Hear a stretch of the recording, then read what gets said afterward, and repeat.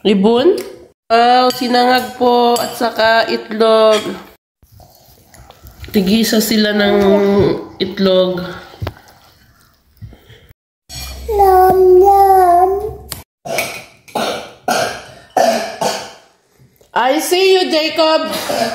I see you! Yan, ganyan ginagawa ni Jacob pag walang nakatingin. Kaya binabantayan ko sila. Ayan ang gawa ni Jacob. Nilalagay niya yung pagkain kay Daniel. Tara mo, kunwari ubos na yung kanya. Sabihin niya, gata mama. Yung mga pagkain niya, nilalagay niya kay Daniel. Yeah. Ito na naman guys ang weather dito. Lakas ng hangin. Sobrang lamig sa labas. Snow na naman. Good morning guys. So, ang ganda ng araw. Oh, ang sikat ng araw. Kaya lang malamig dito pa rin. Wala na namin sa doktor si Daniel. Ngayon sabi ng doktor dadalhin daw sa hospital si Daniel. Hi guys, balik kakaano ko lang guys, kakauwi lang namin dito sa bahay.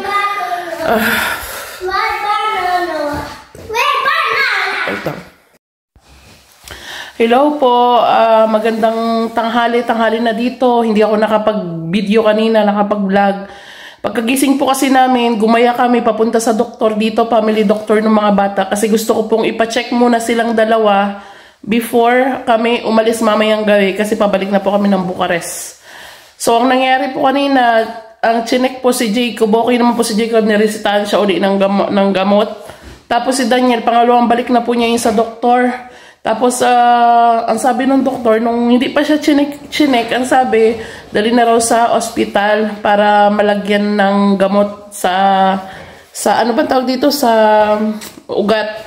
Kasi yung antibiotic niya po ay hindi niya iniinom. Pero, ang sabi ko, bakit ganun yung sinabi ng doktor? Okay naman siya, okay yung breathing niya.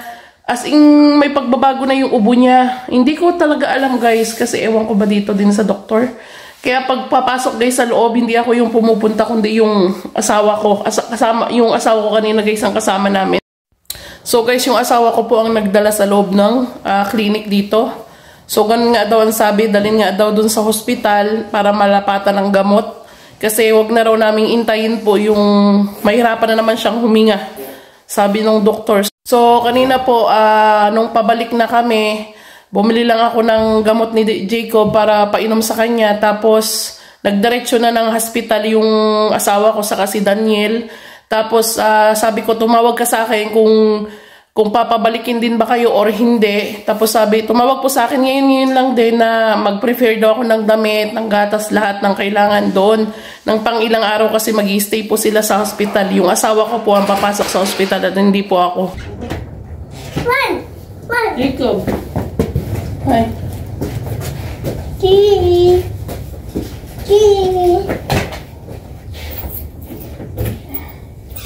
No, Gigi.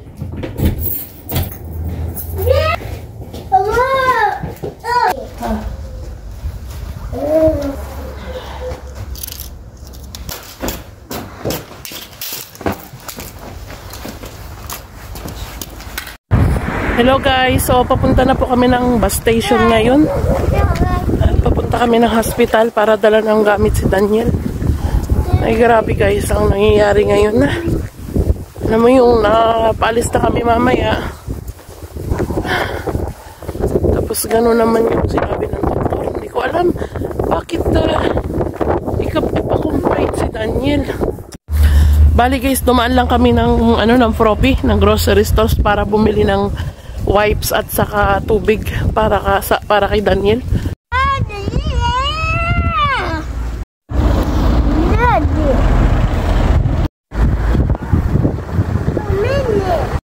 So guys, nandito kami sa bus station. Nag-aantay kami ng bus ni Jacob. Papunta kami ng hospital. Ay, nako guys, I never expect na mangyayari yung ganitong mga sitwasyon. Alam nyo guys, naka-ready na kami na kahapon pa ako na guys sa mga damit. Yung mga kailangan nila for winter. Tapos ganun naman ang nangyari. Nag-usap na rin kami guys nung asawa ko about sa pagpunta sa Bucharest. So, sasama siya pabalik sa Bucharest. Daddy! Yeah. Daddy! Ang hirap lang kasi guys, kasi gusto niyang maiwan yung gusto kasi niya guys na maiwan yung bunso dito. Yun yung napag-usapan namin dati pa. At isasama ko lang dapat si Jacob kasi nga may school si Jacob. Tapos kahapon nag-usap kami na sasama siya pabalik ng Bucharest. Di sabi ko, di mas mabuti kasi hindi na ako mahihirapan na kung paano itakas yung dalawang bata. Kasi guys, unang-una yung ang dami nagsasabi na tumakas na kami. Guys, kung alam nyo lang na hindi ganun kadali guys yung sitwasyon ko na tatakas kami bigla tapos mahuli kami ng asawa ko. Si Jacob guys, alam niya ang nangyayari. Matalino si Jacob, naiintindihan niya. Alam nyo ba na simula nung may dumating na pulis sa bahay na si Jacob lagi nakabantay sa papa niya. Alam niya, pag biglang nawala yung papa niya, sumisigaw si Jacob ng daddy. Bray daddy. Bray daddy. Bray daddy. Ibig sabihin, gusto daw niya kay daddy niya. Ayoko naman guys dumating sa punto na magpulisan uli kami tapos maghigitan kami sa bata kung paano, kung kukunin ko yung bata sa kanya. Gusto sumama sa kanya ng bata. Ayoko magka-trauma yung bata. Naiintindihan niyo ba ako? Gusto kong idaan sa maayos na pag nandun na kami sa Bucharest, another plan. Meron na kasi ako guys may nakausap na po akong shelter doon na pwede namin puntahan. Meron na po, kaya wag po kayo mag-alala sa akin na once na nasa in danger kami, doon na kami pupunta sa shelter. May shelter po kaming papasukan na. In-interview na po ako kahapon ng mga details about sa nangyari. So, sa Sunday, pag nandun na kami sa Sunday, pupunta po ako doon sa shelter, sa church, para mag-usap kami. Mas marami pang pag-usapan. So, binigay naman niya sa akin guys. Tama po yung mga sinabi niyo na tutulungan nila ako para dun sa dalawang bata. Papasok sa school yung dalawang bata. Hanapan ako ng trabaho. Tutulungan nila ako para paano maging single parent na buhayin yung dalawa. So, yun po. Tama po lahat yung sinabi niyo sa akin. And nagpapasalamat ako guys sa inyo, sa lahat ng mga comment niyo. At ang dami ko natutunan, mas naliliwanagan yung isip ko. Saka guys, thank you pala dun sa isang follower ko na nag-report doon sa isang shelter dito. Na kusang minessage ako ng shelter, automatic sa Facebook ko. Binigay ko rin yung number. Binigay din nung isa sa follower ko na yung number ko. Kaya yun, nagkakontakan po kami. Baka yung iba na sabihin, bakit sinama mo pa yung asawa mo. Mahirap po kasi guys na ganito si Jacob nakakaintindi na maghihigitan kami sa bata. Jacob, no!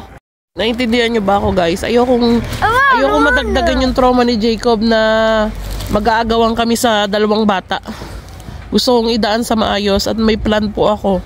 May plan ako na maayos na siguradong magiging maayos yung buhay namin ng mga bata. Ayoko kasi guys basta gumalaw basta desisyon na iniisip ko yung mga consequences. So ngayon meron na po ako guys na maayos na plan. So ipag-pray nyo po na maging maayos po ang lahat para maging maayos po yung kami lagay ng mga bata dito or kahit hindi man dito sa ibang lugar. Malalaman nyo rin po in the future. Mahirap po kasi magsabi guys ng mga plan. Mas mabuting sikreto muna kasi kalimitan ng mga plan na sinasabi agad hindi man nangyayari. Ito na po kami sa bayan guys. Yan, batang iri. Namumula na yung pisngi ni Jacob. Sobrang lamig po ngayon. Ang lakas pa ng hangin. Ay, Diyos ko po. Grabe. Ay, sabi po ni Jacob magpahinga daw muna siya. Pagod na raw siya. Para yung reklamo, ba't ang layo daw ng hospital? Nasaan daw si Bebe? Binilang ko kasi siya ng... Ay, ang pagod guys. Pagod na pagod si Jacob. Paano po kaya kung dalawa ang bit-bit ko? Binilan ko guys si Daniel at... ng paborito niya. Yung loob niyan guys ay hotdog. Inalang ko siya sa yung papa niya. Si Jacob, kinain na agad yung kanya. Nag-wrap guys ako ng dito sa may leg ko kasi nga inuubo ako. Pag nalamigan yung ganto ko, nangangati yung lalamunan ko.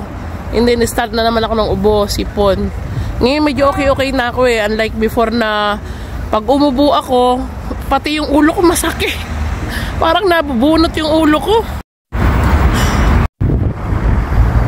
Nakausap ko na kanina guys si Daniel. Yung asawa ko kung ano yung lagay ni Daniel sa hospital. Nakaswero na siya. Yun yung pinakamahirap na sitwasyon kay Daniel, yung lalagyan siya ng swero dito. Kasi nung ako yung nagbabantay kay Daniel sa hospital, talagang awang-awa ko kay Daniel.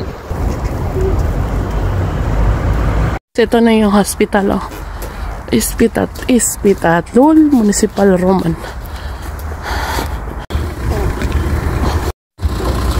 Ito ang hospital dito guys ng mga bata.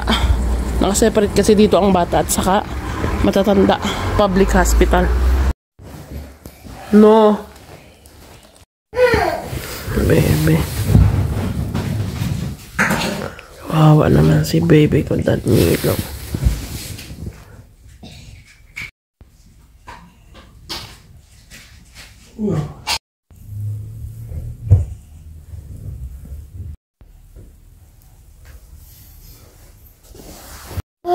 They put you something? Ma. Oh my God. Mama labuch them? Jacob, no! Ma. It's hurt? Baba. Oh, no. Ibaw-baw? Baba. Okay, Mami labuch them da? No.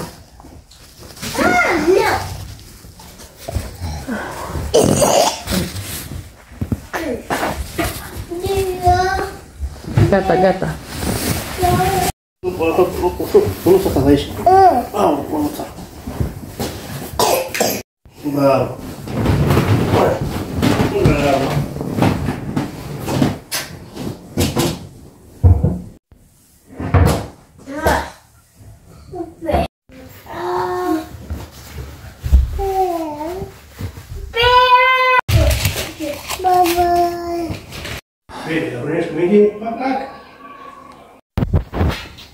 Mama. Get mommy?